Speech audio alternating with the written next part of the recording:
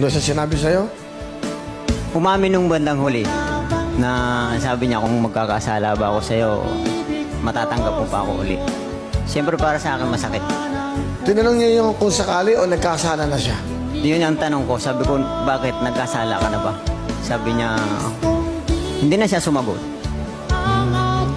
Tapos yun na, yung umamin na siya na may karelasyon na siya. Hanggang sa pag-uwi rito, sinama sa bahay. Ha? Ano? Sila nga pa sa bahay niyo? Opo. Pilipino? Pero nagpaalam po siya sa akin na baka pwedeng isama ko dyan. Kasi nga, hihiramin daw yung bunso namin. Pumayag po ako. Pumayag ka?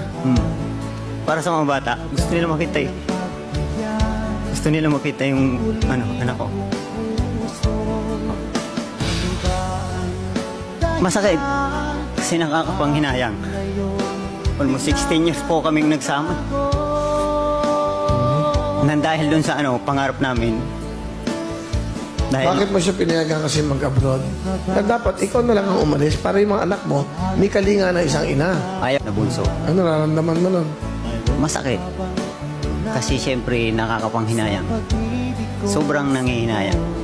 Kahit hanggang ngayon. Pero unti-unti nang Pero ngayon ba may asawa ka? Wala po. Hindi ko magawang dahil yung mga anak ko, 4 na sa akin eh. Lahat ako lang tumataguyod. Ay wala naman akong ko. Wala bang halaga ang pag-ibig Good luck. ko sa'yo? Isa inyo. Tapos kahit pa paano mag-ingat ka pa rin lagi para sa mga anak mo. Kaya mo hindi ko pababayaan sila. Gustong tinanggal ang aking pagkalayo. Halos magunaw